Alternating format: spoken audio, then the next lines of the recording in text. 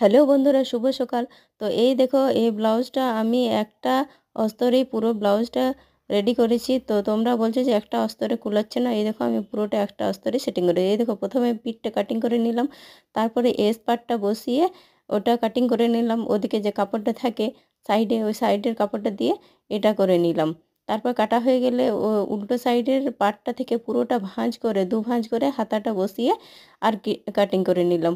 আমার কাপড়টা উঠে যাচ্ছিলো, তাতে একটা নিভিয়া ডিবা দিয়ে আটকে দিয়েছিলাম। আর এই দেখো, পুরো সবগুলোই আমি পিন সেটিং করে করে আর কাটিং করে নিলাম। এই দেখো, পিনটা দিয়ে দিলাম। আর তারপরে আমি পরের পার্টটাও এরকমভাবে করে নিলাম। এই দেখো, সবগুলো আমার পিন দিয়ে সেটিং করা করা আছে। কত সুন্দর করে সেট করেছি দেখো।